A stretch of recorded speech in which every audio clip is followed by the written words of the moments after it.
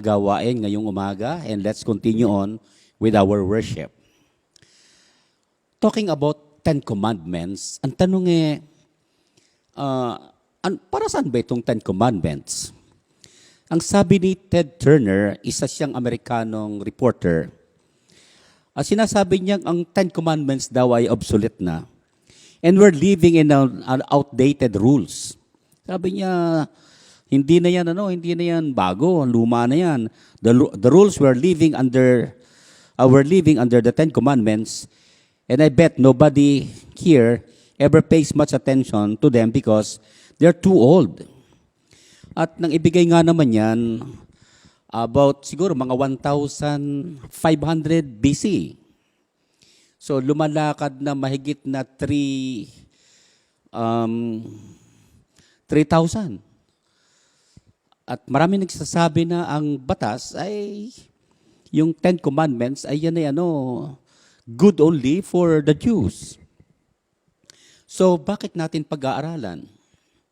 Bilang Kristiyano, I think it is necessary for us to do so because ako'y naniniwala na sa ibang relihiyon, kinakailang ipatupad ito letra por letra. At sa iba naman, yun na lang spirit of the law ang kailangan tingnan. Mas mabuti na kung tayo tagasunod ng ating Panginoon, maliwanag na dapat tingnan natin ano bang ibig sabihin ng Ten Commandments at para saan ba ito. So, sa ating pag-aaral ngayon, we'll just be studying itong Ten Commandments na nasa chapter 20 verses 1 to 17 of the book of Exodus. Let's all stand. I'll be reading this. Sinasabi ng Exodus chapter 20 verses 1 the following ay ganito. Ang lahat ng mga ito'y sinabi ng Diyos, ako si Yahweh, ang iyong Diyos na naglabas sa inyo sa Ehipto at nagpalaya sa inyo mula sa pagkaalipin. Huwag kang sasamba sa ibang Diyos maliban sa akin. Huwag kang gagawa ng imahin ng anumang nilalang sa langit o nasa lupa o nasa tubig upang sambahin. Huwag mo silang yuyukuran, isasambahin sapagkat akong si Yahweh na iyong Diyos ay mapanibuguing Diyos. Ang kasalanan ng mga magulang ay sinisingil ko sa kanilang mga anak hanggang sa 3 at 4 na saling lahi. Ngunit pindarama ko ang aking pag-ibig sa libu-libong saling lahi at ng mga umiibig sa akin at mga tumutupad sa aking mga kautusan. Huwag mong gagamitin sa walang kabuluhan ang pangalan ni Yahweh na iyong Diyos, tiyak na paparusahan ko ang sinumang gumagamit ito ng walang kabuluhan. Lagi mong tatandaan at ilaan para sa akin ang araw ng pamamahinga. 6 na araw ka magtatrabaho at tapusin mo ang dapat gawin. Subalit sa 7 araw ay para kay Yahweh na iyong Diyos. At ito ay araw ng pamamahinga. Sa araw na ito ay huwag kang magtatrabaho. Ang sino man sa inyo, kayo, ang inyong mga anak, ang mga aliping lalaki o babae, ang mga inyong alagang hayop, ni ang mga dayuhang nakikipamayan sa inyo. 6 na araw kung nilikha ang langit at ang lupa at ang mga dagat at lahat mga nasa mga ito, ngunit namahinga ako sa 7 araw, kaya't ito'y aking pinagpala at inilaan para sa akin. Igalang mo ang iyong ama't ina, at sa gayoy mabubuhay ka ng matagal sa lupaing ibinibigay sa inyo ni Yahweh na iyong Diyos. Huwag kang papatay, huwag kang mangangalunya, huwag kang magnanakaw, huwag kang sasaksi ng walang katotohanan laban sa iyong kapwa. At kahulihan sa verse 17, huwag mong pagnanasaang maangkin ang sambahayan ng iyong kapwa, ang kanyang asawa, ang anilang lalaki o babae, mga baka o asno, o mga anumang pag-aari niya. Tayo sandaling tumungo, tayo manalangin. Aming dakilang Panginoon, kami po nagpapasalamat sa iyo na may panahon kami upang aming saliksikin ang nakalagay sa 10 utos. At tulungan mong maintindihan po namin ito na sa iba na sinasabing baliwalain na ito, makita naman namin ang value kung bakit ito Panginoon na ibinigay. At sa nagsasabing ito naman ay dapat buong higpit na sundin, makita rin po naman namin, Panginoon, kung anong iyong pinagagawa para sa amin. Gabayan mo kami at tulungan sa aming sama-samang pag-aaral at tulungan mong maintindihan po namin ng lubusan at mailapat ito sa aming mga buhay. Alam namin, Panginoon, na ikaw po ay aming kasama. Kaya aasahan namin ang iyong karunungan at ang iyong pagpapala ay sumaamin. In Jesus' name, Amen. Amen. Ang message na ating pag-aaral ngayon ay pinamagatan natin na Introduction to the Ten Commandments. Ito ay parang introduction, parang we will be introducing the Ten Commandments. At ito ay pagsisimula pa lamang ng 10 sunod-sunod na series ng pag-aaral natin ng 10 utos.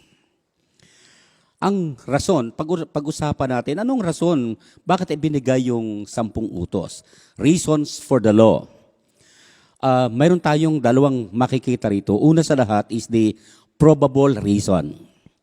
Bakit ibinigay ng Diyos yung batas? Ang probable ay to save sinners. Sa Biblia, kung yan ay sa ikaliligtas ng tao, ay maliwanag doon sa Galatians chapter 3 verse 11. Malinaw na walang taong pinagpapala o pinawalang sala sa paningin ng Diyos sa magitan ng kautusan, sapagkat sinasabi ng kautusan, ang itinuturing ng Diyos na matuwid sa magitan ng pananampalataya ay mabubuhay. So it is not the basis for salvation. So yung sinasabi nating probable reason, ang sagot natin doon ay no. Israel was already in a covenant relationship with God. Yun ay nasa chapter 15, now Genesis at saka chapter 12, at inulit din sa chapter 17.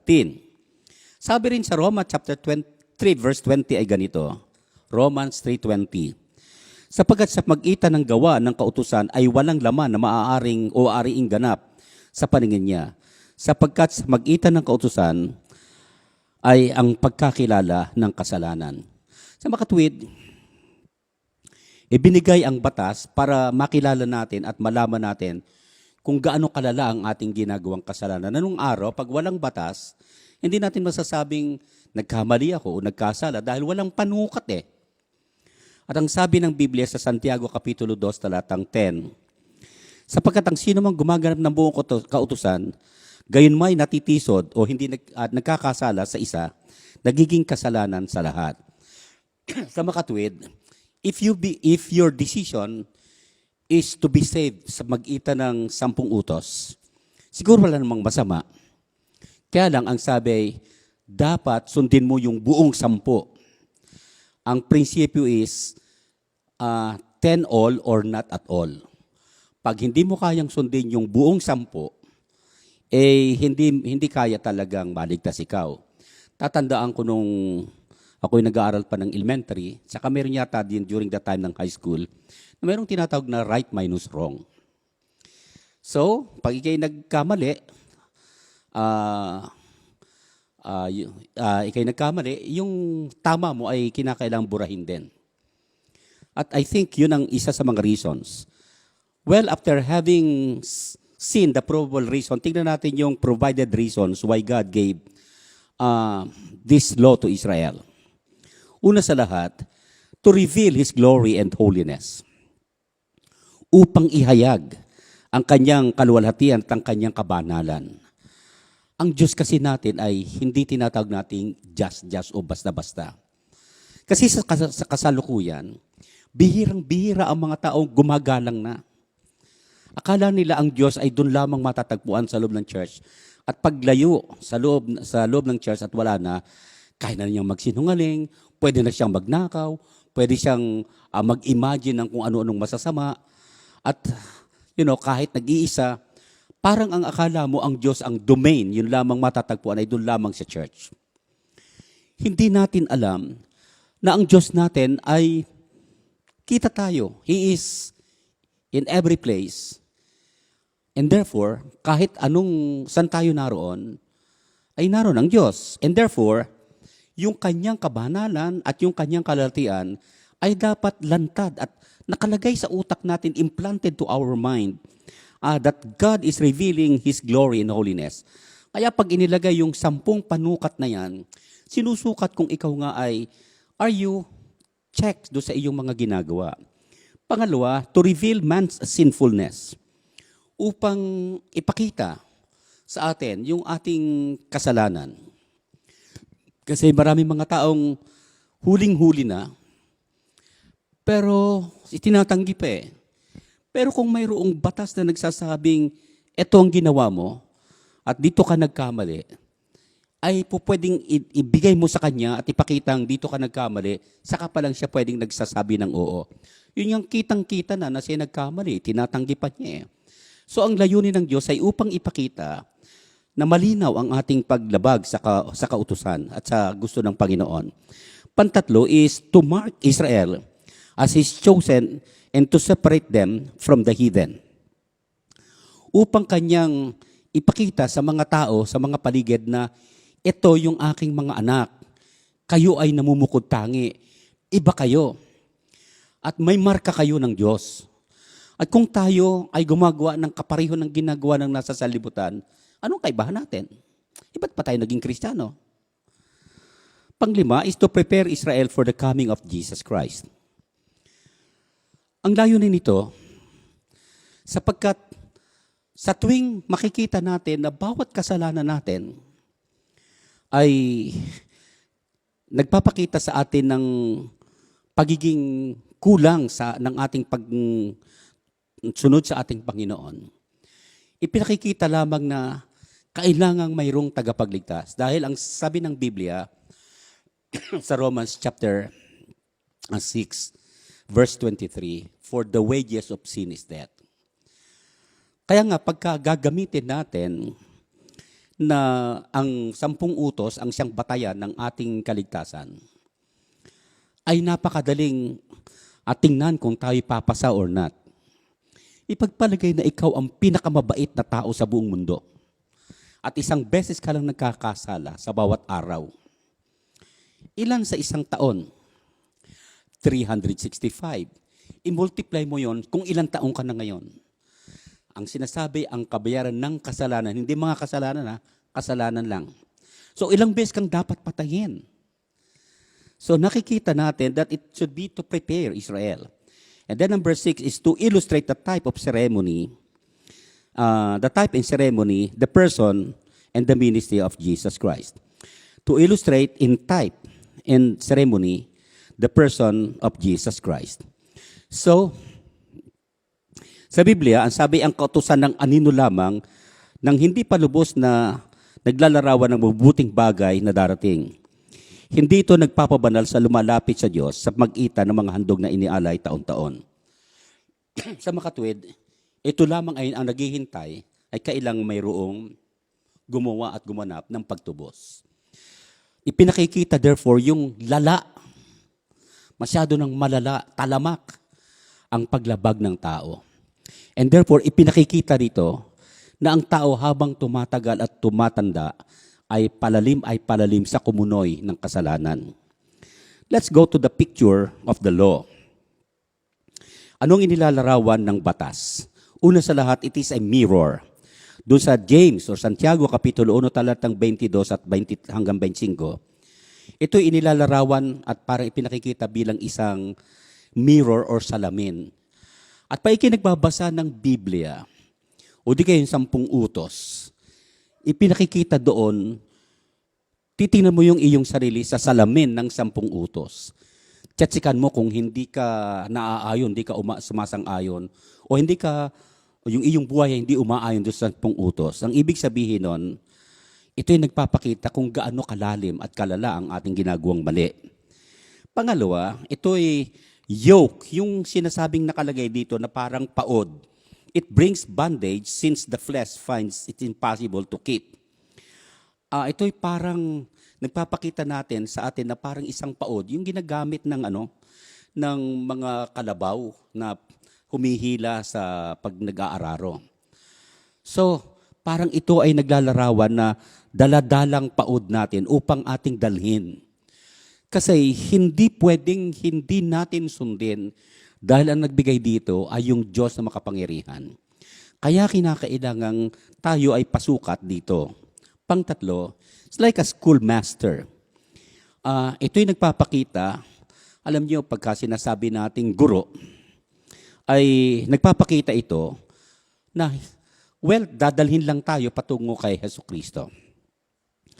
Tuturuan lang tayo nito at i-orient tayo upang tayo ay maging oriented na hindi itong ating buhay, hindi yung 10 utos na to, ang magiging paraan para tayo mabuhay o para tayo ay maging tamang ugnayan kay Lord. Kung hindi, tayo ay dadalhin kay Jesus upang sa magitan ng ugnayan natin sa Kanya, sa magitan ng pananampalataya, tayo na may mabuhay ayon sa buhay at pananampalataya. Kahulihan, it's like a shadow. It is contrasted with the fulfillment found in Jesus Christ. Kung ito'y isang shadow, ang ginamit nga sa Hebreo ay anino lang, shadow. At alam natin na kung ang shadow nito ay si Jesus, pag dumating na yung shadow, nawawala na yung may shadow, nawawala na yung shadow. So, kahulihan, the powerlessness of the law. Tingnan natin, bakit walang kapangyarihan yung batas? Because they were unable to accomplish certain things. May mga bagay na hindi kayang gawin ng batas. Una sa lahat, it cannot make anyone perfect. Tingnan natin doon sa Hebrews chapter 10 verses 1 and 2. Ang kautusan ay anino lamang ng mga at hindi lubos na naglalarawan ng mabuting bagay na darating. Hindi ito nagpapabanal sa sino mang lumalapit sa Diyos sa pagitan ng mga handog na iniaalay taon-taon. Kung napatawad na nga ang mga lumalapit sa Diyos sa pagitan ng ganong mga handog, wala na sana silang dapat alalahanin. Hindi na sila kailangan mag-alay pang muli. Sa makatuwid, kaya ikaw ay nag-aalay taon-taon o kung whenever na ikay nagkasala, meron kang pag-aalay, ibig sabihin, hindi perfect. Ay si Jesus Christ hindi. Si Jesus Christ, nang siya'y mag-alay, ito'y minsan lamang at magpakailanman, kaya perfect yung kanyang sacrifice. Pangdalawa, hindi rito nag-justify from sin. Nakalagay dito hindi ito nagbibigay ng katwiran sa sino man. Nakalagay sa Acts, Gawa, Kapitulo 13, talatang 13-39, dapat yung malaman mga kapatid na sa pagitan ni Jesus ay ipinangangaral sa inyo ang kapatawaran ng kasalanan at ang lahat ng sumasampalataya sa Kanya ay pinapatawad na sa lahat ng kapagkakasalang hindi na ipatawad sa inyo sa pagitan ng pagtupad ng kautusan ni Moises. Sa makatuwid, hindi ito kailanman nagpapatawad ang batas. Pag ikay nagkamali, laging ito ay nagbibigay ng parang condemnation. Kinakailangang ikaw ay magbayad. Hindi marunong magpatawad ang batas kasi pag nagkasala ka, kailangan meron kang parusa. Ang puso lamang at ang Diyos lamang ang may kakayahang magpatawad. Ang batas, hindi. If you committed sin, you have to suffer the consequence. Well, pangtatlo is it cannot give righteousness. Hindi ito nagbibigay ng katwiran sa tao. Sa Galatians chapter 2 verse 21, hindi ko niwawalang halaga ang biyaya ng Diyos, sapagkat kung sa pagitan ng kautusan ay ang katwiran, kung gayon ay namatay si Kristo ng walang kabuluhan. Kung sa pagitan ng pagtupad ng kautusan, ang tao ay magkakaroon ng kaligtasan at tayo ay magkakaroon ng kabanalan, bakit pa namatay si Kristo? Walang kabuluhan yun, therefore. Kaya sinasabi na ito lamang ay nagbibigay sa atin ng malinaw na direksyon that hindi ito nakapagbibigay ng katwiran sa isang tao.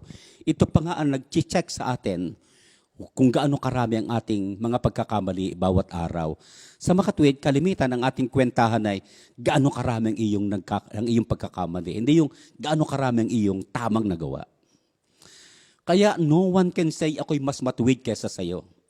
Dahil sa Biblia, pa ikay nagkasala doon sa 10 utos, pareho lang kayo dahil all or not at all. Pang-apat is, ito hindi nakapagbibigay ng kapayapaan. Kahit ikaw ay sumunod ng kautusan, it cannot give you peace. Dahil sa Hebrews 9:9, na yaoy isang talinhaga sa panahon ng kasalukuyan. Ayon sa dito, ay inihahandog ang mga kaloob at ang mga hain tungkol sa mga budi na hindi makapagpapasakdal sa mga sumasamba. Hindi nakapagbibigay ng kapayapaan. Hindi nakapagbibigay kahit kailanman ng kasakdalan sa atin.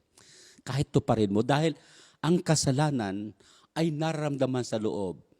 Kaya kahit iyong sabihin, okay, check ako sa labas, dahil pwedeng pagtakpan yan eh. Pwedeng i-justify.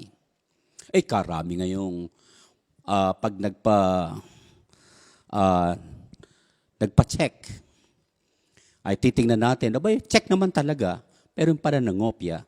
So, tama yung kanyang panlabas na sagot, pero yung kanyang panloob na moralidad, nagkamali siya. Mahirap nang sabihin.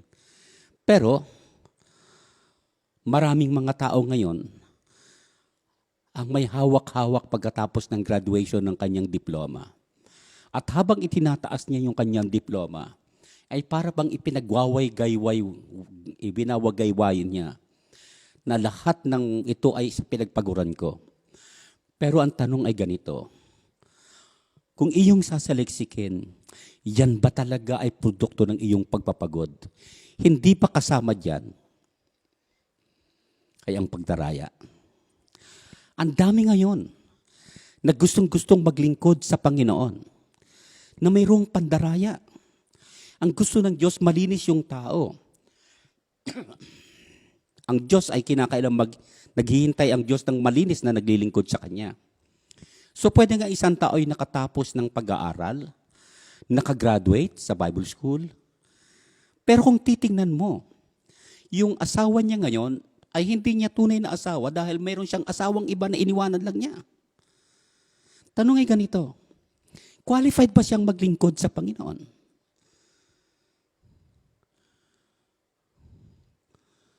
Sa banal na kasulatan, ang Diyos ay hindi tumitingin sa panlabas na check, kung hindi panloob na ugnayan. Kaya dapat i-correct din natin ang ating sarili sa harapan ng Diyos. Of course, ang panlima is, hindi rin ito nakapagbibigay ng life. Sa Galatians chapter 3 verse 21, ang kautusan nga ba ay laban sa mga pangako ng Diyos? Huwag nawang mangyari, sapagkat kung ibinigay sana ng ang isang kautusan na may kapangyarihang magbigay ng buhay, tunay ngang may katwiran sana ay naging dahil sa kautusan. Sa makatwid, pinakikita na hindi ito nakapagbibigay talaga ng buhay. Sapagkat ang sabi ng banal na kasulatan, without the shedding of the blood, there is no forgiveness. Ang issue pa rin dito ay kasalanan. Paano mo babayaran ng pagsunod sa kautusan ang issue ng kasalanan? Ang issue ng kasalanan kasi ay iisa lang ang lunas, shedding of the blood, not obeying the law. Ang obeying of the law, ito lang ay nag-check sa atin, ipinakikita kung tayo ay nag-a-abide sa gusto ng Diyos. At ito rin naman ay nagbibigay sa atin ng parang pambigay na parang pananda na tayo ay lumalalim hindi sa relasyon natin sa Panginoon, kung hindi lumalalim tayo, palayo sa ating Panginoon. Let's go to the purpose of the law. Yung purpose of the law actually is that the law was merely a guidelines for living. Ulitin natin. What is the purpose of the law therefore? The law was merely a guideline for living that possessed no power to save. Many in our days desire the bondage of the law over the freedom in Jesus Christ. So pag tayo ay tumitingin sa isang tao ng mga pagkakamali, ang nakikita natin ay 10 utos. Pero kung kahit napakaraming nagawang pagkakamali siya, at siya'y nakipag-ugnayan kay Kristo at pinalaya siya, yung lahat ng kanyang mga nagawang pagkakamali ay nawawalan na ng kabuluhan sa harapan ng Diyos. Pinatawad na yon. Tatandaan niyo yung babaeng nahuli sa pangangalo niya sa chapter 8 of the book of John. Nahuli yon. At hindi tinatanggi ni Jesus Christ na talagang siya nangalo niya. Yung mga nagtuturo at sinabing dapat mo batuhin yan hanggang sa mamatay. Hindi naman sinabi ng Panginoon na huwag. Sabi ng Panginoon, oo, okay lang. Kaya lang, ang sino mang unang babato ay dapat yung tao na walang kasalanan. Now, ang sabi ng Biblia, nag-alisan yung lahat ng tao magsimula sa pinakamatanda. Ang ibig sabihin, mas matagal kang nabuhay sa mundong ito, mas marami kang nagawa na kasalanan, and therefore mahiya ka naman. Mas marami kang nagawang kasalanan. So therefore, ang natira ay ang Panginoon at saka yung babae. Ang ipinakikitang implikasyon, ang Panginoon lang ang may karapatang humatol doon sa babae. Ang sabi ng Panginoon, go and sin no more. Kapatid, law cannot forgive. Jesus Christ forgive. Amen? Palakpakan natin ang Panginoon. Dahil ang batas ay hindi nakapagpapatawad. Ang Panginoon Jesucristo lamang ang may puso at siya ang may biyaya upang umunawa sa atin. Let's go to the ransom from the law. The need for redemption. Kailangan na tayo ma-redeem matapos nating makita na tayo may pagkakamali. The law condemned and offered no hope. Jesus Christ came to fulfill the law and set us free from its bondage. Yun nga ang dahilan kung bakit siya pumunta rito. Kailangan ng tao ng redemption. Doon pinakikita na ang tao'y walang magagawa, wala siya kahit ano pang pwedeng gawin niya. Ang lahat ng ito ay lalong nagpapabalala sa kanya at kailangan niya ng Savior. Pangalawa, the necessity for Christ's ransom. Kailangan ng pantubos. In His life and death, Jesus did all what is necessary to set us free. Una, He fulfilled the law. Sa Galatians 4:4, Jesus perfectly kept the law and fulfilled all the types of Levitical at saka yung nasa Numbers, and He became our Passover lamb, our scapegoat, forever taking away the demands of the law upon our lives. The law was never given to make us righteous. It was given to show us that in ourselves and in our own works, we can never hope to keep the law. The law opens our eyes so that we will see our need of Jesus Christ. Ito ay ibinigay upang makita natin na talagang kailangan natin ng Panginoon. Hindi tayo, the more na ikay manghawakan sa batas, at hindi mo tanggapin si Jesus, the more na sinasabi mong, ayaw kong maging malaya. Gusto kong laging may ugnayan doon sa batas.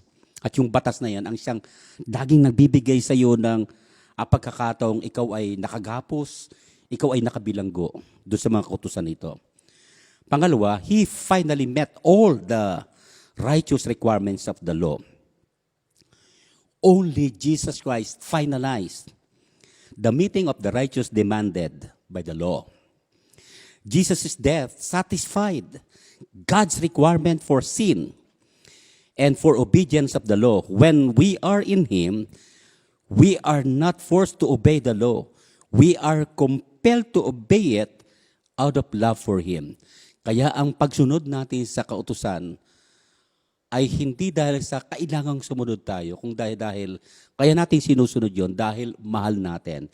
It's not because we have to, but because we love to. Kagaya ni Jesus Christ. At ang kahulihan, He fits into our hearts God's law. Kanyang inilagay sa ating puso yung kanyang mga batas. Jeremiah 31:33. When we receive Jesus Christ as Savior, He writes the law into our hearts. So, no one can say, I don't know the law. At kung ito'y nakalagay dito, walang sino man pwedeng magsabing, hindi ko alam ito. Let's go to the relevance of the law. Ay ano pa ba ang, ito ba'y napapanahon pa ngayon? Tingnan natin, una sa lahat, correct our views of God's commandments. Dapat makita natin kung ano yung tamang pananaw tungkol sa Ten Commandments. With all this in mind, some Christians might be prone to think that The law, therefore, has no impact in our lives today. That there is no reason for us to even think that about the law of the Ten Commandments. That is a false assumption. When we get into the place where we need no guidelines, then we have entered a lawless and we are in trouble and in sin. Pag ikaw ay nagsasabing, hindi ko kailangan yan, wala nang batas-batas sa akin, wala nang 10 utos. No, it's not. Ito'y andyan pa rin upang checken kung tayo'y namumuhay ayon sa kalooban ng Panginoon. Sabi po doon sa 2 Corinthians chapter 13 verse 5, tiyakin niyo mabuti kung kayo namumuhay ayon sa Panginoon. Letter B, Christ fulfilled the laws for us. Siya mismo ang sumunod at siya muna ang tumupad dito. Sa Matthew chapter 5 verses 17 to 18, Jesus did not come to abolish or to do away with the Ten Commandments. He came to fulfill them. Alam niyo ibig sabihin ng fulfillment sa Greek? Ang ibig sabihin nito, to carry out or to make full or to get into the heart of it. When we are in Christ, the Ten Commandments become more relevant in us. Dahil kung nasa atin ang Panginoon Kristo, yung 10 utos ng Panginoon or ginawa niyang 2, ay lalong makakaya natin dahil He can give us power to do so through the Holy Spirit. Then pang-3, Christians are given the summary of the Ten Commandments. Ang Ten Commandments ay 2 lang nabubuo. Una sa lahat doon sa Ten Commandments, number 1 hanggang 4, ito'y patungkol sa Diyos. Ugnayan natin sa Diyos. At yung 5 hanggang 10 ay ugnayan natin sa ating kapwa-tao. Ano yung summary? Sa Matthew chapter 22 verses 35 to 40, Jesus summed up all the laws into 2 commandments. And if I love God, I should and I will keep the commandments. Sabi ng Panginoon ay ganito, if I love my neighbor as I should, I will always keep the commandments. Si Augustine ay nagsabi ng ganito, love God and do as you please. That works because when you love God, you will always seek to do those things that pleases Him. So kung tama ang pagmamahal mo sa Panginoon, hindi pwedeng kalimutan mo yung ipinagagawa niya. So, Christians are given summary. Love God with all your heart, with all your soul, with all your mind, and love your neighbor as yourself. Yun po yung 2. At kahulihan, commandments do not stand as rungs on the ladder to climb for salvation. They stand as barrier erected by God to help us live lives to glorify His name. They are relevant today. Hindi siya yung mayroong hadlang. Ang sabi nga ni Ted Koppel ay ganito, our society finds no truth too strong a medicine to digest undiluted. What Moses brought down from the Mount Sinai were not 10 suggestions. They are commandments. So sa makatwid, kung ito ay hindi suggestions at ito'y utos, wala tayong option kung hindi sundin. Pag hindi natin susundin, tayo nagkakasala. Hindi yan suggestions at hindi yan options. The Ten Commandments is not that we codify in a handful of words acceptable to human behavior, not just for then and now, but mula noon hanggang ngayon, ang 10 utos ang sasabihin natin after reciting, Amen. Amen? Now, we'll conclude. Matapos nating makita, ang pinaka-sentro nito ay sinasabi lang na ganito. Una, it cannot save us. Pangalawa, ito ay nagbibigay sa atin ng lalim ng ating pagkahukay at pagkalala ng kasalanan. So therefore, concluding, tanong ay ganito, correct your view about the 10 Commandments. 10 Commandments cannot save you. But it really helps us and guide us to see where we are in our faith. Kung 10, nagpapasalamat tayo kung kaya mo. Kung 7, ibig sabihin, natutuwa tayo na yung tatlo na lamang ang kakailangan ng i-improve. Ibig sabihin yan, araw-araw dapat ating tinitingnan yung sarili natin if we are improving in our relationship with God. Pangdalawa, change your stand that the Ten Commandments can save us. Hindi kailanman pwedeng magligtas ito dahil ang kasalanan ay hindi pwedeng bayaran sa pagitan ng pagsunod sa Ten Commandments. Ang kasalanan ay isa lang ang lunas. For the wages of sin is death. Hindi pwede sa pagtupad ng kautusan. And without the shedding of the blood, there is no forgiveness. Isa lang, therefore, the death of Jesus Christ. So mali yung iniisip na pag ikay tumupad ng 10 utos na alam naman natin hindi na naman natin kakayanin, para tayong nagsasabi na, well, I'm trying in vain. Pangtatlo, Christ summarized the Ten Commandments into only 2. Love God with all your heart, with all your soul, and with all your strengths. And love your neighbor as yourself. Dalawa po yun. Well, paano kung may conflict? Sometimes may takot tayo sa tao, lalo pag may utang tayo. Magsisinungaling tayo na alam nating mali sa Diyos. Huwag kang magsisinungaling. At yung iba naman, sobra namang tama raw yung ugnayan kay Kristo, pero mali naman ang ating ugnayan sa kapwa-tao. Hindi ho pwede yun. Pwede bang sabihin mong tama, basta naglilingkod ako kay Lord, hindi na baling may maapakan tayong tao. Medyo nalulungkot ako na maraming mga mananampalatayang mali ang kanilang pagkaintindi sa Diyos. Christ can forgive us, yes, pero there are some consequences of it. Kahulihan, comply with the great commandments that Christ has given us.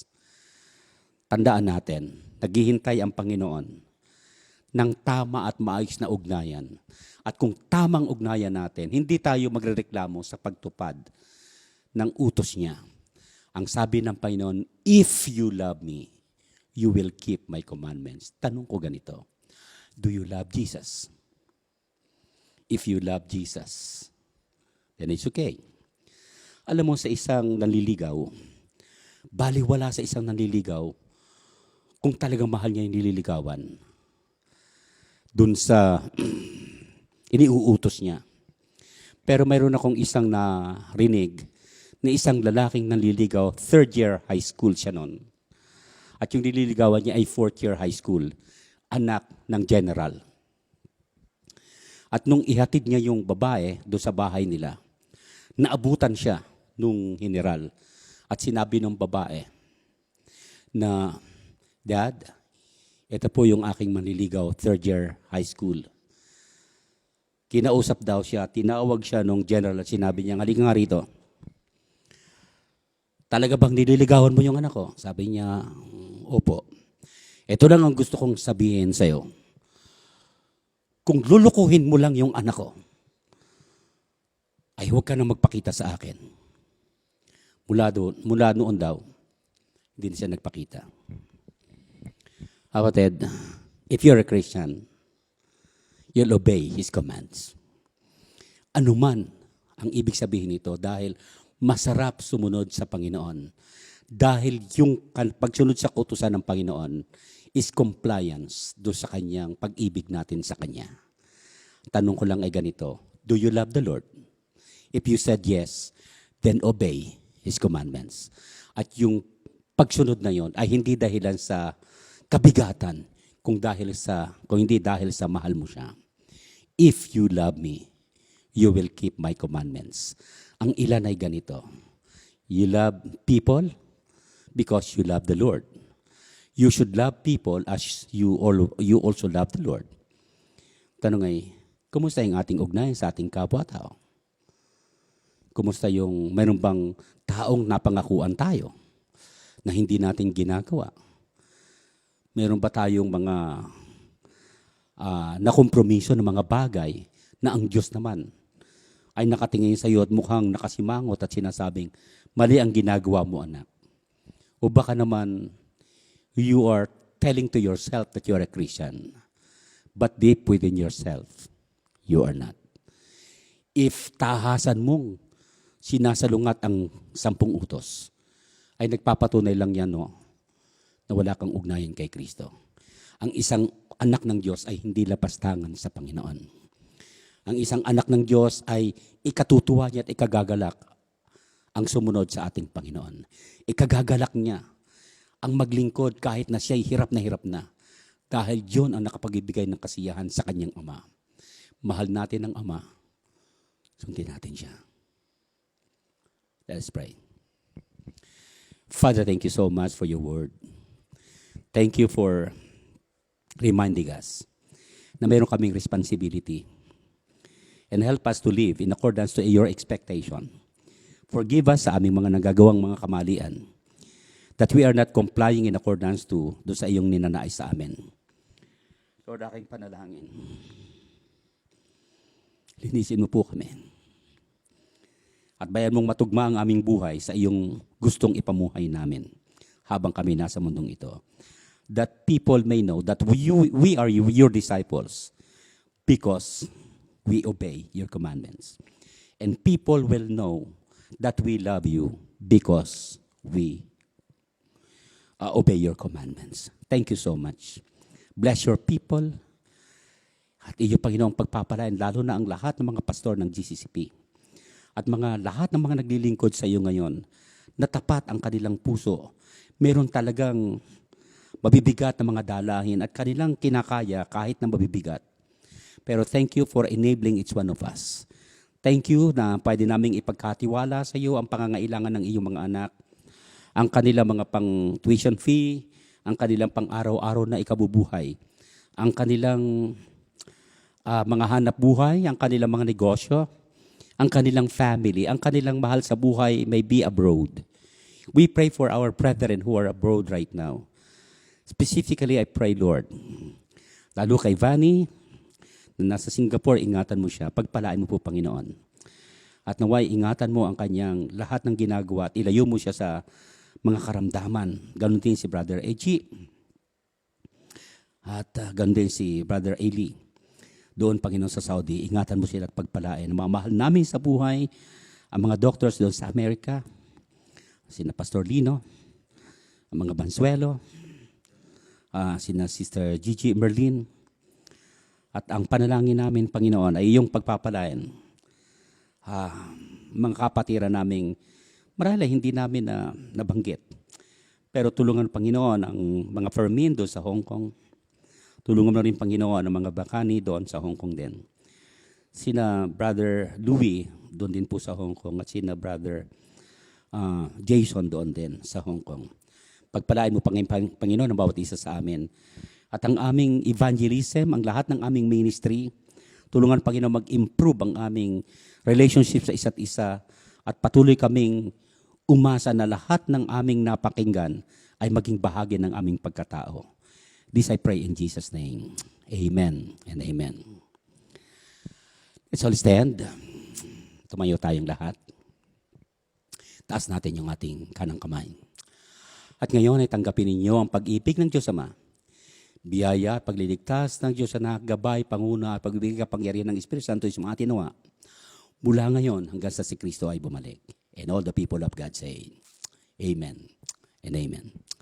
God bless you.